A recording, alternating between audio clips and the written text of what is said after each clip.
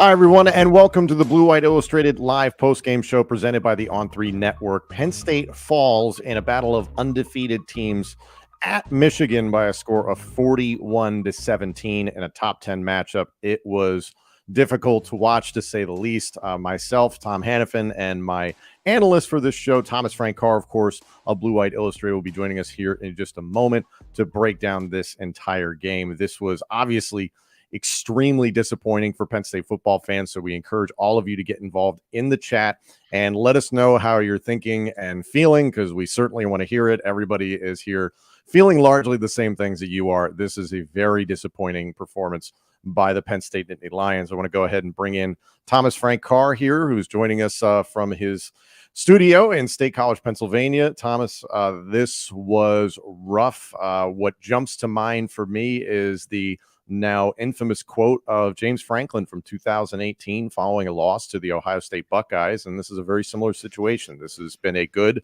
Penn State football program. At times it's been a great Penn State football program. This is not an elite Penn State football program. And when the margin of loss is that big, and not just on the scoreboard, but in the stats and evident when you open your eyes and watch the game, this was very, very difficult. What are your initial takeaways?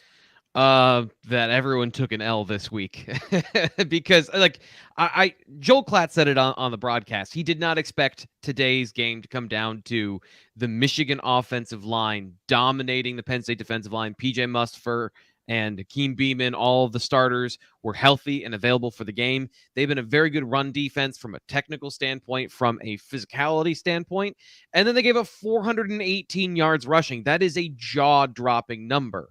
The explosive plays, we can get into some of the things that happened that caused this. I thought Michigan came in with a great game plan, but Penn State got their ass kicked. Like, when it comes down to it, they were not physically up to the match of the Michigan offensive line. And as the game went on, they played more tentative. They played with less conviction and more doubt. And this defense in particular, you have to play on the other side of the line of scrimmage. Their ability to play with quickness and penetration, it's all based on that. And the second level of the defense, to me, especially at the start of the game, everyone was having a bad game. As the game progressed into the second quarter, really the cracks exposed that the linebackers and the secondary were not on the same page. They were not rallying to the football. They were not able to execute just being in your gap. Be in your gap. They could not get to their gaps today. And that's exactly what happens when you don't get to your gaps against Blake Corum, who is an explosive running back. Such a good football player. And we see the results of it. 41-17 in a game that should have been a larger margin of victory for the Wolverines.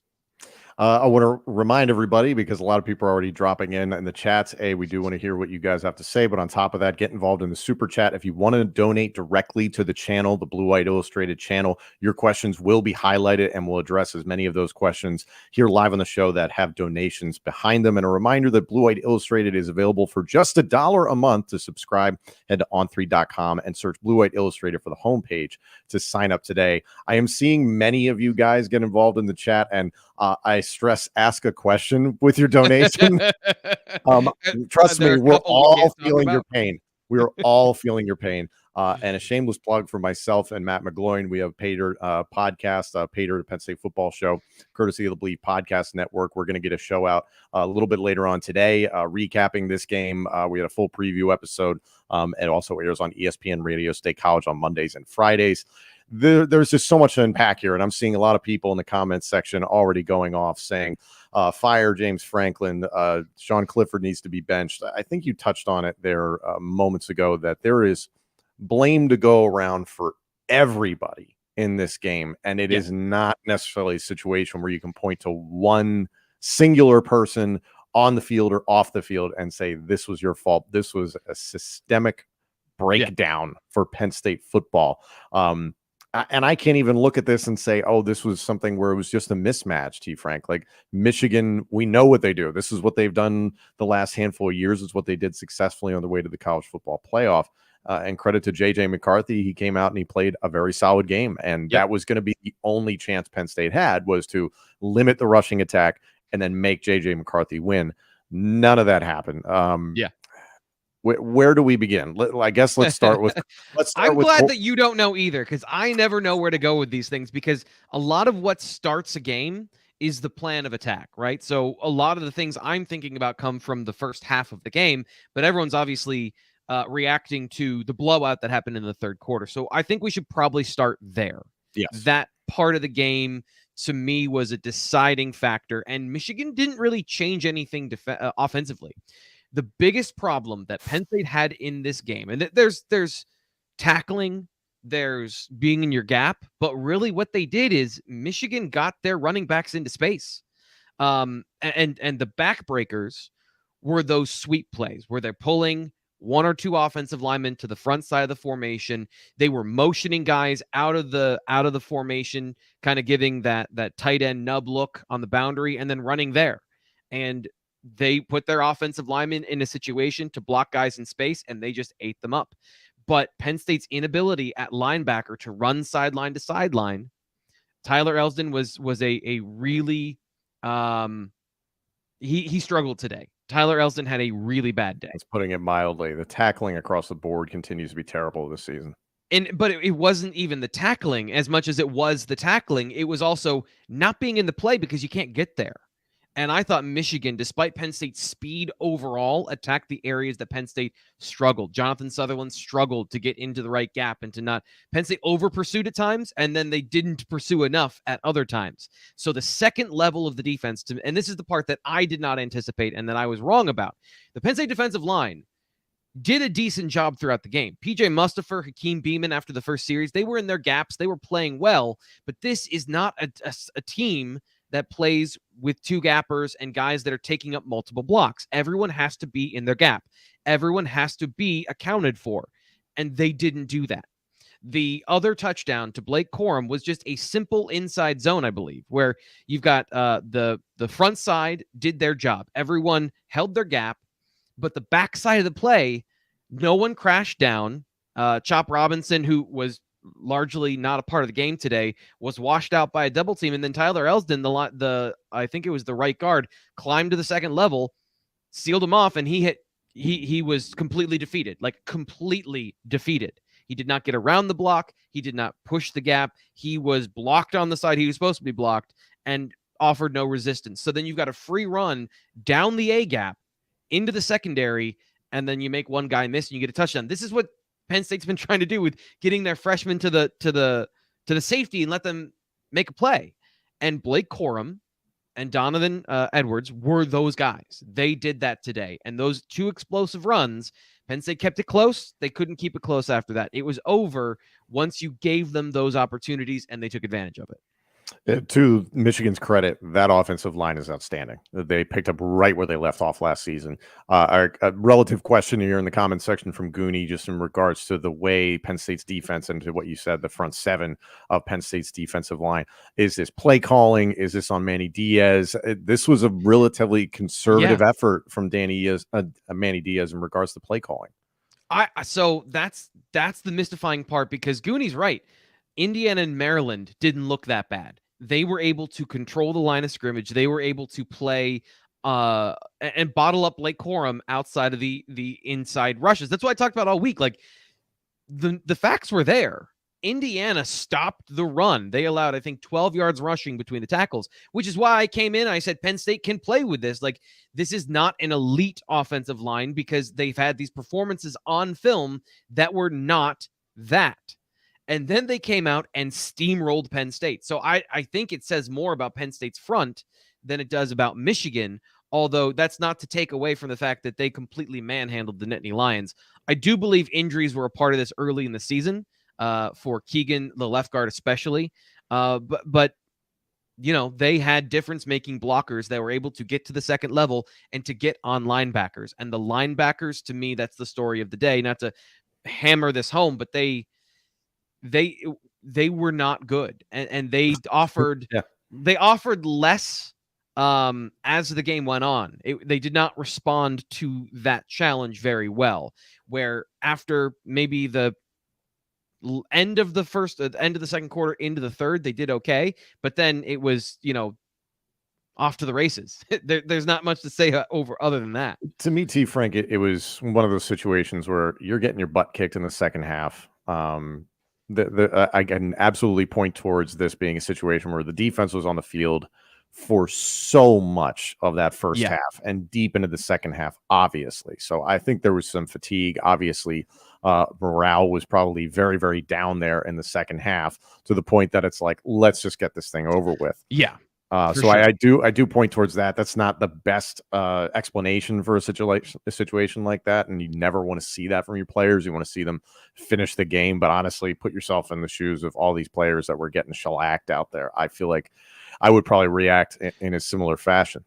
They also started putting in some of the younger players. You saw Abdul Carter, I think, out there for the entire fourth quarter, and Kobe King was out there as well. So you were playing some young depth players, and that's, I think, part of how the game ended as well. Yeah. In regards to substitutions, for those that didn't see it, Sean Clifford allegedly suffered a right shoulder injury. He was in the tent for a portion of the fourth quarter, came out, didn't have his helmet on. So there must have been a decision. And again, we'll wait to hear from James Franklin in his post-game comments. There must have been a decision that, hey, the game's out of hand. Let's not send you back in and re-aggravate an injury, especially to his throwing shoulder. That's why Drew Allar went into the game at the point that he did. This was not necessarily Sean Clifford getting yanked or benched in favor of Drew Allar, which I think there's a lot of Penn State fans that would have preferred to have seen Drew Allar just be entered into the game and have Sean Clifford removed, or at least that was maybe the dream scenario for a lot of Penn State fans. And this was a nightmare situation to put any young player into. But was Sean Clifford bad? So everybody was bad. I don't know that Sean Clifford was terrible today because there was nobody to throw to. The and no time. offensive play calling was fairly outfoxed. So second half, let's talk about the first drive of the second half, where Sean Clifford, they come out and they throw the first two plays. A screen that wasn't there because they blew that up, and Brenton Strange was not available for a pass, so he throws that in the dirt. And then the next play, they go with a quick slant, a staple of this offense, and they drop a linebacker, a defensive end, into that passing lane. So he doesn't have anyone to throw to. They drop the defensive ends into those passing lanes, and then he has to scramble and throw the ball away. So in those situations, first read, second read are taken away. There's nobody to throw to because this receiving core and the game matchup, Penn State could not run the football, and Michigan could allocate the fewest number of resources necessary to stop it because they were better up front than Penn State, and then they would take away the other things that Penn State would want to do. On third and long and under pressure, I was actually impressed with Clifford today. He stepped up through pressure. He delivered the ball down the middle of the field to Mitchell Tinsley to beat some zones. And then he had the go ball of his life to Harrison Wallace. The one pass he can't really throw, he was able to throw in this game. So I thought he was fine. It was literally everything around him was not functioning. And, he threw 19 passes. Most of those were in the second half. I don't know that there was a ton to really do with Sean Clifford, but the running game and the plan of attack was, I'm normally not a play call guy. I'm not a guy that comes out and trashes the play calling. I was surprised by some of the decisions and the game plan coming in. Yeah, there were some decisions on offense. And again, this comes back to game management issues that have been symptomatic of James Franklin's entire time as the head coach. And granted, he's not necessarily calling the play, but he is the one saying we're going for it. Analytics comes into a lot of these things. There was the 4th and 6 attempt. I'm trying to remember where it was, somewhere in the third quarter, where Penn State had 4th and 6 in Michigan territory, called a timeout, still went for it, and went for a post corner route to Parker Washington that was just a little out of Parker's reach. It did go through his hands, so I'll give Sean credit on that one. But the play design was odd. There was a lot of use of the corner fade on third down in manageable situations. It is such a low percentage throw, and that is not Sean's throw. And on top of that, If I had Brenton Strange out there against a corner that's 5'10", maybe I'd be like, yeah, go for it. But you're putting Parker Washington up a guy who's the same size or something like that. I didn't like any of those things. What did you see? So in those situations, because people ask me about that, and I also do not like that particular play call. The thing that I'm thinking is that they're anticipating getting a sorry, I'm distracted because my green screen is falling. You have a ghost. Yes. They're expecting to get a pass interference call, I think, is the only thing that makes sense to me. That you're expecting one of two things is going to happen. He's going to catch the ball, or it's going to be a pass interference. Now, the ball wasn't on target. That's the problem. So in those situations, the receiver did not get a clean win over the top. That's the first problem, especially on the Mitchell Tinsley one on the second pass. And the ball is being thrown to a spot. They're not throwing a back shoulder. Penn State's gotten so many of these pass interference calls in the red zone because they're getting back shouldered, and the defensive back is grabbing as the guy turns around. So the pass, that if that makes sense, if my idea is the reason, it's the wrong function of that pass.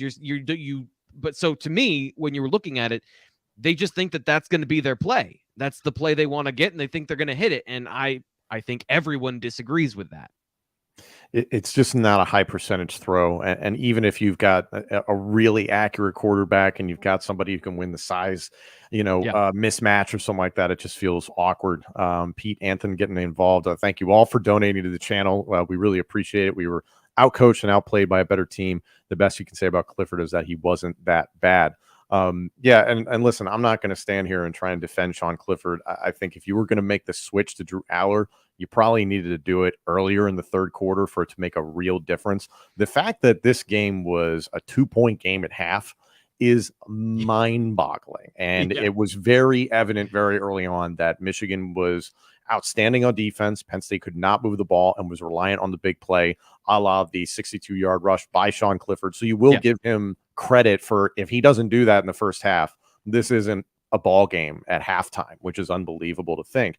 And then the pick six was such a freak play. I had to watch the replay over again a couple of times to see how Curtis Mustafer's head. And Chop gets in there, and then Curtis Jacobs is going. I'm like, how in the world did this happen? So I was blown away to see it as close as it was at halftime. But that final score that was accumulated by Michigan in the second half, how deflating is it to see what that gap is between Michigan and Penn State? If Penn State is even the third, fourth, fifth best team in the Big Ten?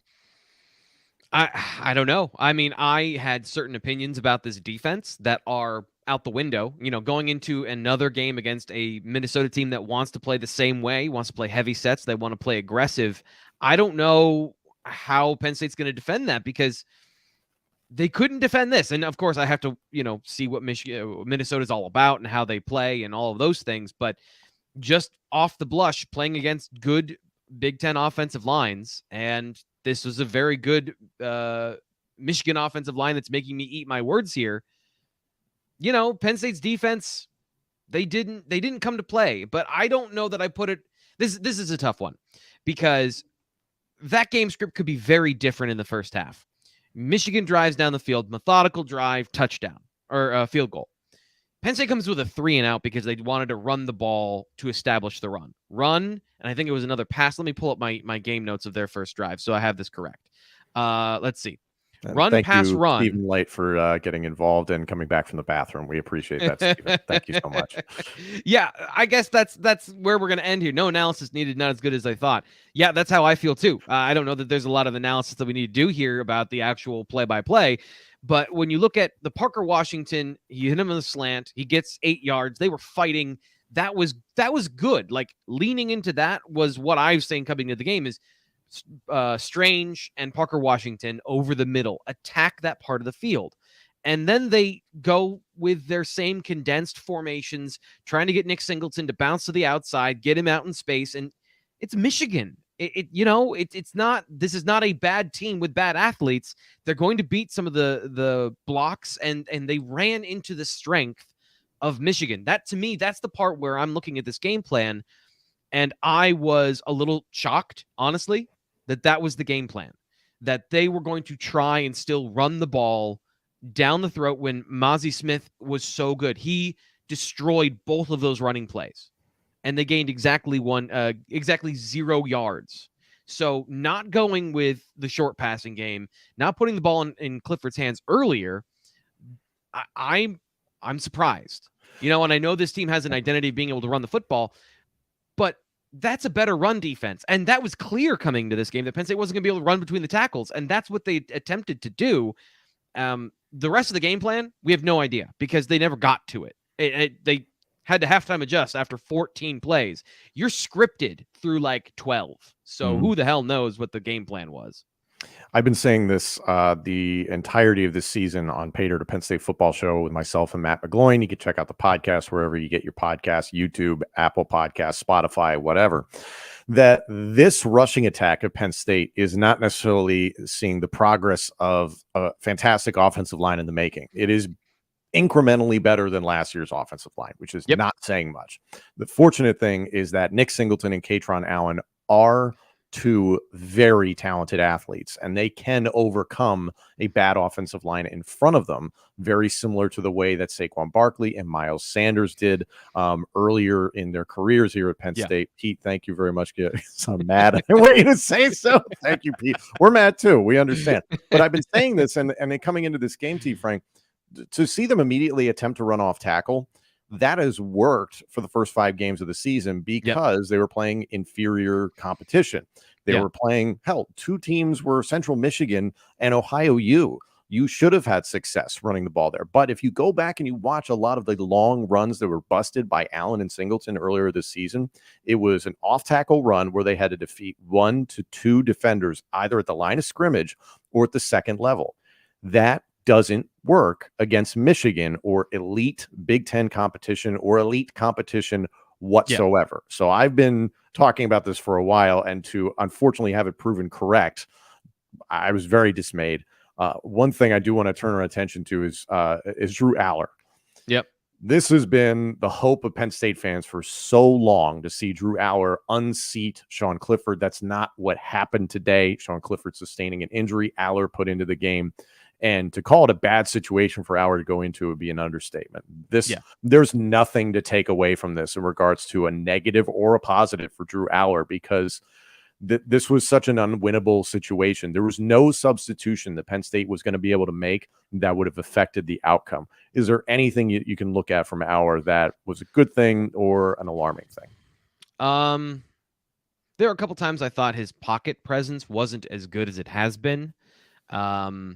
And, some of his passes were wobbly and off target. The fourth down. Truthfully, I was trying to get this show ready, so I was not paying laser focused attention to all of those things, because there's a couple things I need to do to get everything going here for the show. And in a blowout like that, you have to make some choices as a person working in covering football. Sure. But the fourth down pass to Parker Washington, behind, low.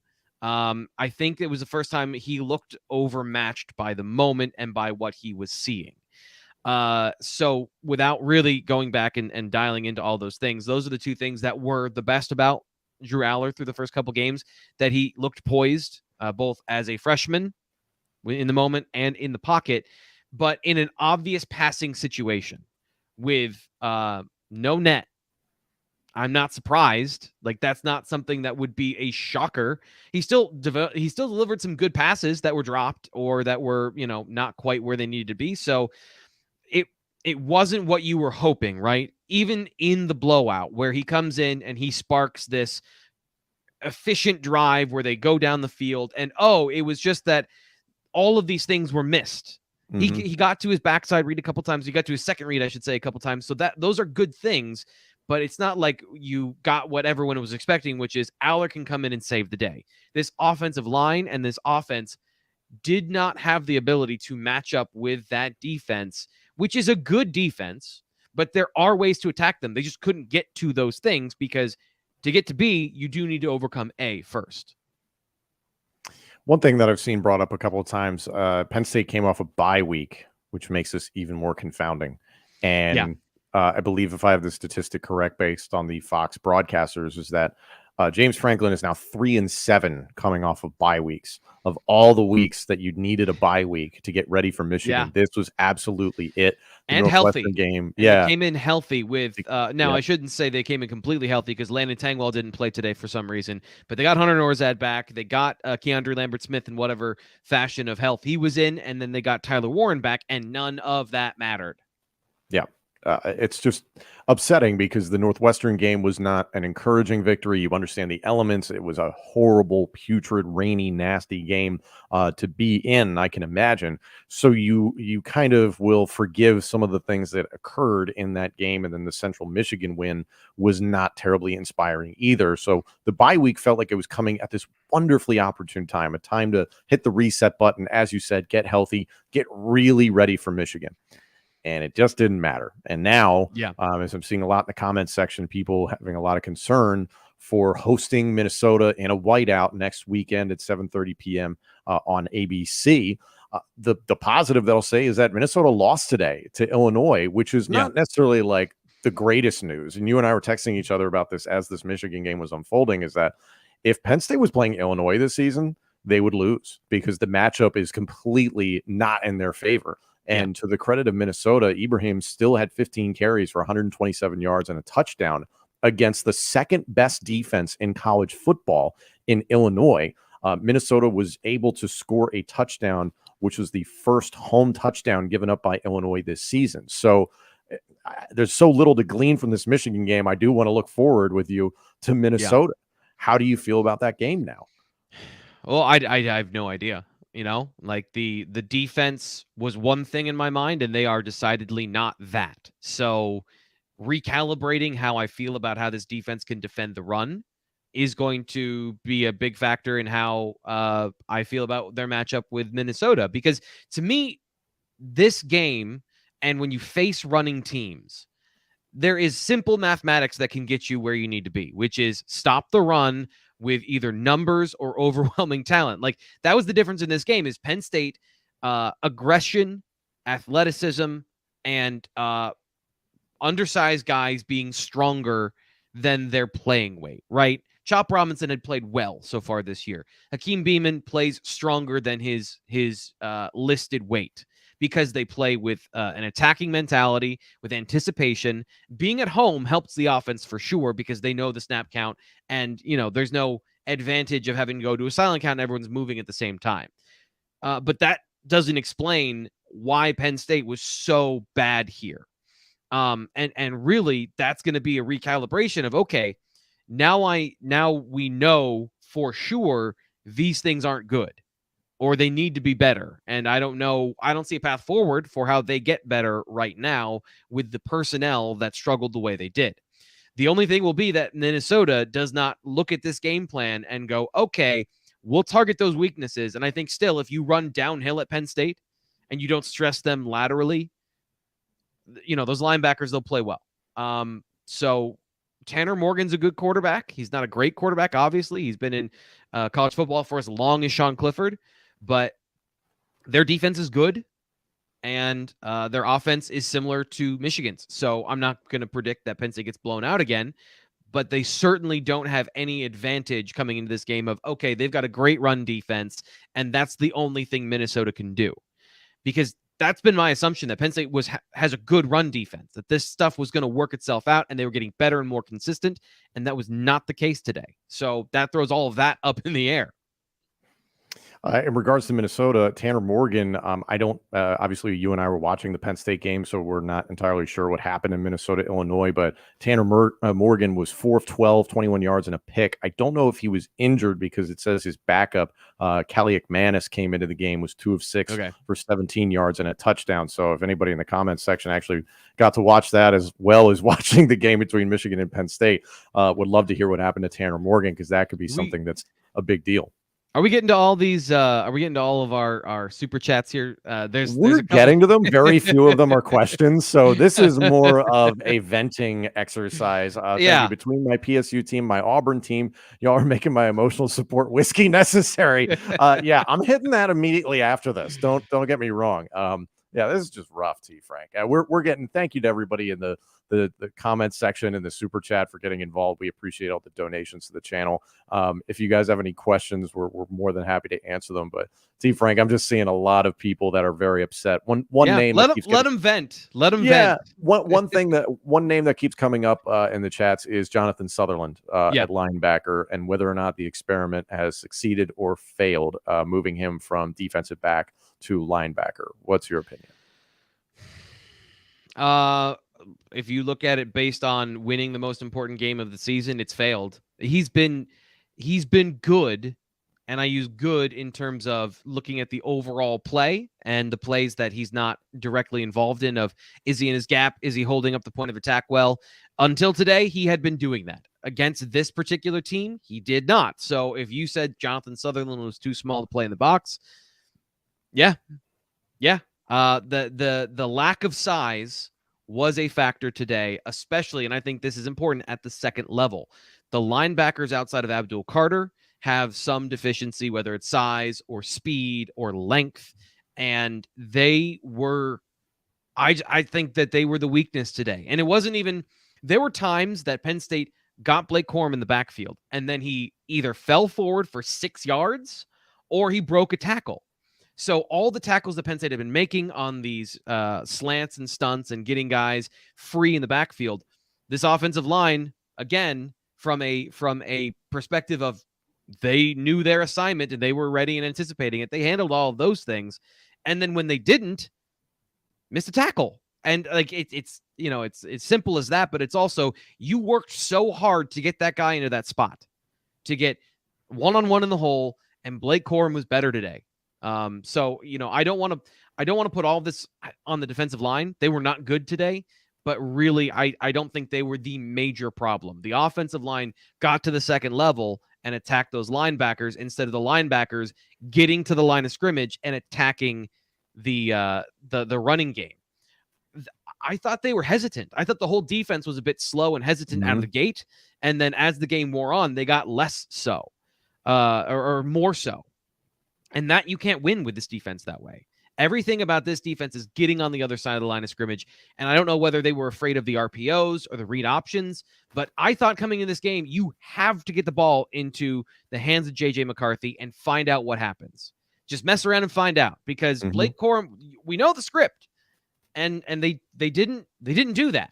And I don't know what adjustments there are to make at this point, but they need to make them. Quick question here from Taylor. Does Ohio State or Michigan have the stronger running game? I'd say it's Michigan by a lot. Ohio State can run the ball well, but that's more looking ahead to that game at home against Ohio State. I'm more worried about what CJ Stroud and those wide receivers can do, and that doesn't necessarily make me feel better, even though Penn State is a good secondary.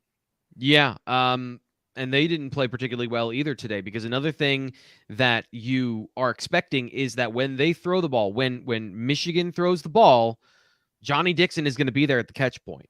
And you're going to have, now guys did play well. There were guys that were fighting. Joey Porter Jr., despite all the boneheaded decisions, he was on his guy, and there was tight coverage there. But for the most part, I didn't think that there was really any level of the defense that was playing with a lot of aggression or downhill mentality, which is the idea of this defense, is you dictate the action. And they didn't do that today. Quick question here. Thank you for donating to the chat. How do they fix this team going forward? We have the recruits, but it does not seem to show up on the field. That's the $1 million question, or I guess I'd call it $70 million question. Yeah. Well, let's start with the defense.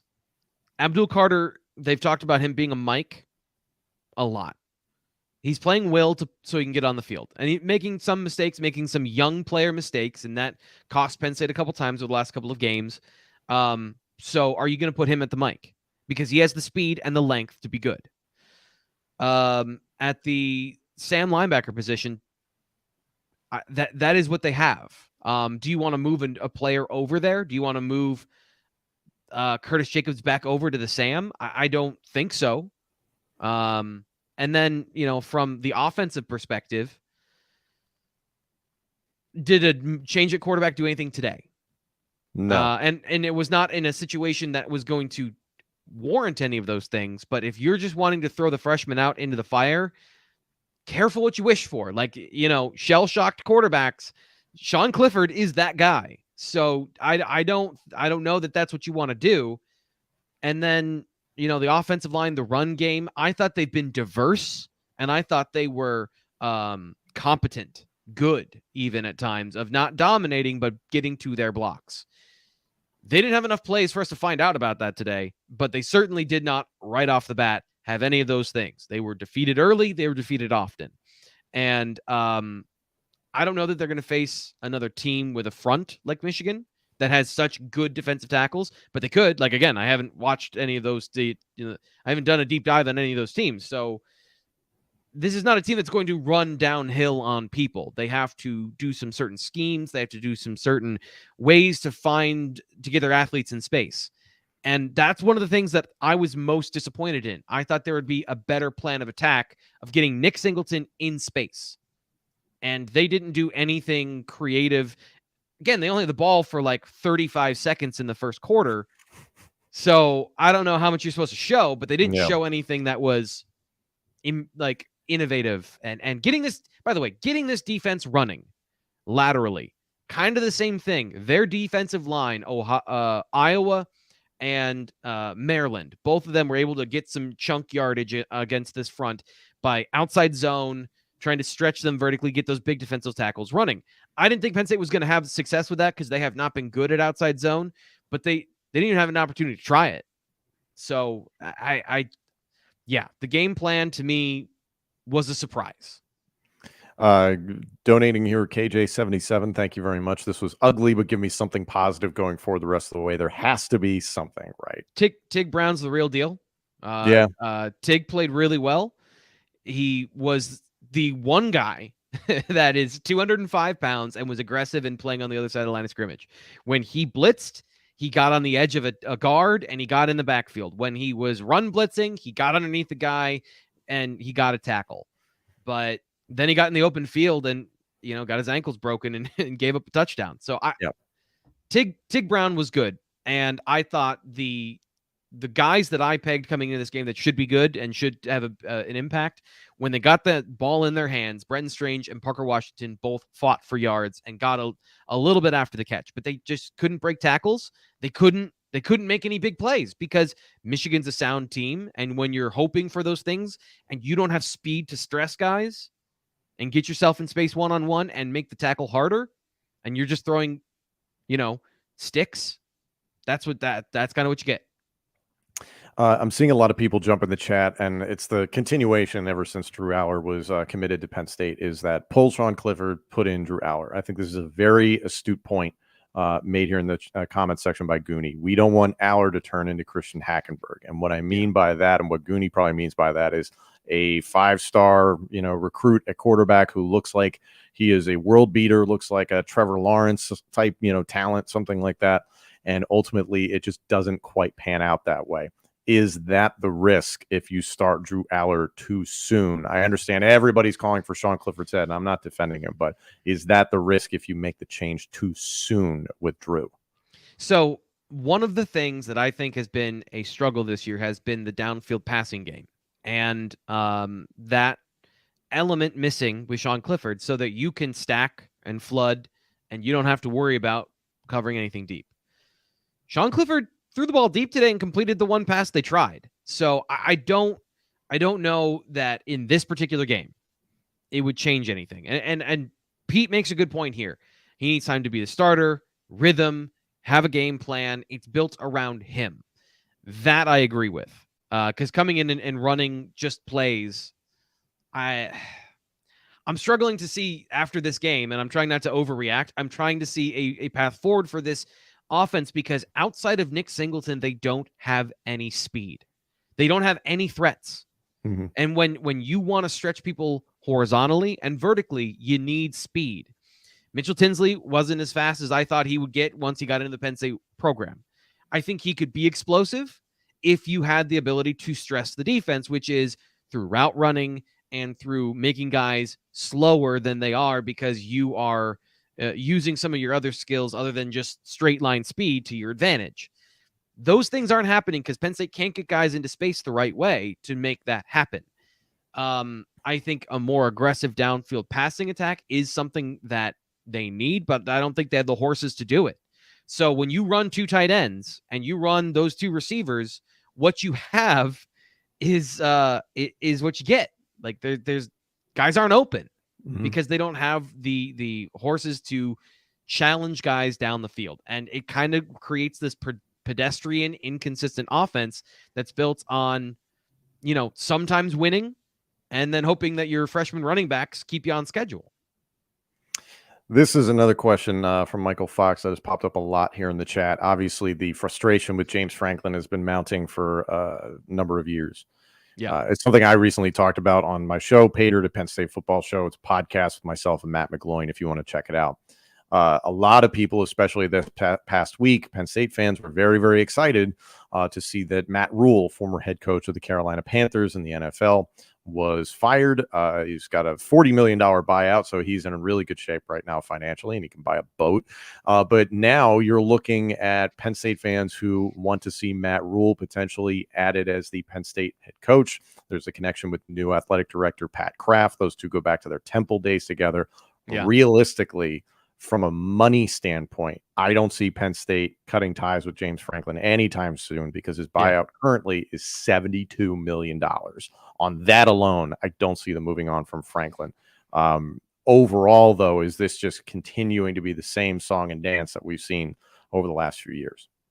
Let me address the bigger picture then of Pat Kraft coming in, the direction of the athletic department, and the university to take football seriously. And that sounds like Penn State hasn't taken football more seriously. Yeah. To the level that Penn State fans want it. And what James Franklin has been saying since he got here of you need to donate more, you need to pour in more resources so that we can compete. That doesn't do him any favors when you come into game plans out of the bye week like this. That all of the problems are off the field. All the problems are not off the field. And this is something that the evidence at this point points to it. I'm typically not a guy that comes in and says coaching is terrible and blah, blah, blah. But this game had the chance to be close, and it wasn't. These two teams are not as far apart as the final score indicates, but it is. And there's got to be a reason.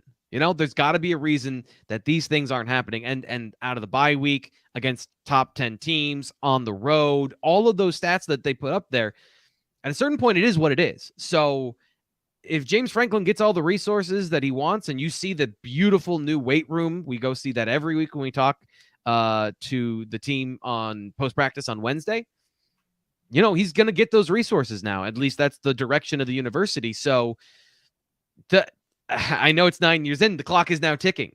If you want to say that he's been playing with one hand tied behind his back, or at least, one arm slightly tied behind his back. I don't know. I have a terrible analogy here. Now that he's going to be getting the resources, there's none of those excuses. So I don't have an answer as to how to fix that, but I do think that at this point, the evidence speaks for itself. It's rough. I think we're all feeling pretty ticked off after this game. And then just looking ahead for Penn State, I think T. Frank, you and I have talked about it before, is that October is just this gauntlet run for Penn State. Obviously, you just got done with Michigan. Next week, it's a whiteout at home against Minnesota. The week after, the weekend of Halloween, it's at home against Ohio State. That's going to be on Big Noon Kickoff as part of Fox Sports coverage. That's going to be a noon game. Ohio State is Ohio State, so that is going to be very, very difficult. Then you're at Indiana versus a good Maryland team, at Rutgers versus Michigan State. You were hoping that this was going to be a competitive game, even if it was a loss. But at the end of the day, now looking forward to the remainder of this schedule, how you feeling? Well, you can't feel great about anything after 41-17, and you gave up 418 yards rushing. You can't feel good about anything. Now, again, this defense, I would be shocked if this was the norm going forward, that they are not able to stop the run. I have to go back and watch, some of the parts of the plays that led to such a wide open gap outside of just the linebackers and everything I've harped on already. There are probably schematic things that I know Joel Klatt was talking about, like rotating away from the formation and trying to get.